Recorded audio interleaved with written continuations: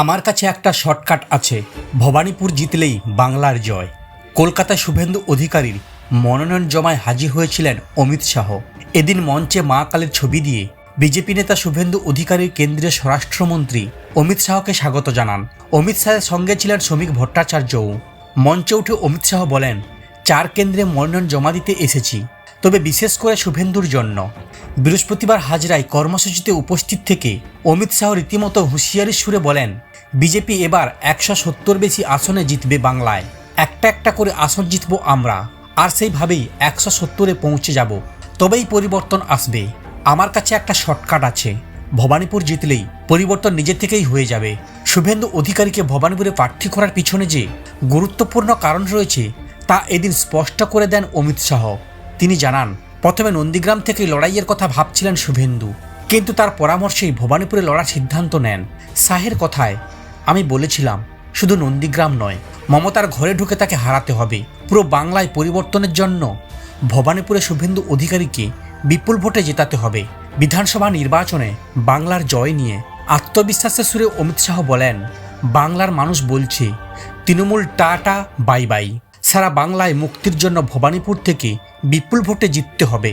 মনোনয়ন দাখিলের জন্য 2,000 টাকা জমা দেন শুভেন্দু অধিকারীর টিম। এবার ভবানীপুরের পাশাপাশি নন্দীগ্রাম থেকেও বিধানসভা ভোটে লড়বেন শুভেন্দু অধিকারী। সব মিলিয়ে ভবানীপুরকে কেন্দ্র করে বিজেপির আক্রমণাত্মক কৌশল এবং বড় লক্ষ্যের ইঙ্গিত স্পষ্ট করে দেন অমিত শাহ। এখন দেখার, ভোটের ময়দানে এই আত্মবিশ্বাস কতটা বাস্তব ফল নেয়। খোদ মুখ্যমন্ত্রী মমতা বন্দ্যোপাধ্যায়ের পাড়া কালীঘাটে নজিরবিহীন উত্তেজনা। শাহের রোড শোকে কেন্দ্র করে মুখোমুখি সংঘর্ষে জড়ালো তৃণমূল এবং বিজেপি কর্মী এবং সমর্থকেরা। পরিস্থিতি এতটাই হাতের বাইরে চলে যায় যে মাঝপথে রোড শো থামিয়ে সুসজ্জিত গাড়ি থেকে নেমে যেতে বাধ্য হলেন কেন্দ্রীয় স্বরাষ্ট্রমন্ত্রী অমিত শাহ। বৃহস্পতিবার বিকেলে অমিত শাহের রোড শো যখন কালীঘাট সংকীর্ণ গলি দিয়ে এগোচ্ছিল, ঠিক তখনই ঘাসফুল শিবিরের কর্মীরা জড়ো হয়ে চোর চোর স্লোগান শুরু করে। পাল্টা জয় শ্রীরাম ধ্বনিতে আকাশ বাতাস কাঁপিয়ে তোলেন বিজেপি সমর্থকেরা। বিজেপি কর্মীদের সাপ কথা, ওটা ওদের পাড়া, তাই এসব করছে। ভেবেছে ভয় দেখিয়ে ভবানীপুর জিতে যাবে, তা হবে না। মানুষ 4 তারিখ ব্যালট বক্সে এর যোগ্য জবাব দেবে। পরিস্থিতি সামাল দিতে এলাকায় মোতায়েন থাকা বিশাল পুলিশ বাহিনী হিমশিম খেয়ে যায়।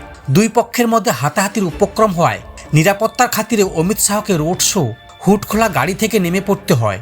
এরপর কিছুটা পথ হেঁটে গিয়ে নিজের কনভয়ে গাড়িতে উঠে এলাকা ত্যাগ করেন। এই ঘটনা ভবানীপুরের রাজনৈতিক উত্তাপকে কয়েক গুণ বাড়িয়ে দিল। খোদ মুখ্যমন্ত্রী খাসতালুকে কেন্দ্রীয় স্বরাষ্ট্রমন্ত্রীর কর্মসূচিতে এই ধরনের বাধা আসায় প্রশ্ন উঠছে রাজ্যের আইন শৃঙ্খলা পরিস্থিতি নিয়ে। বহিরাগতদের আনাগোনা দেখেই এলাকার মানুষ স্বতঃস্ফূর্ত প্রতিবাদ জানিয়েছে।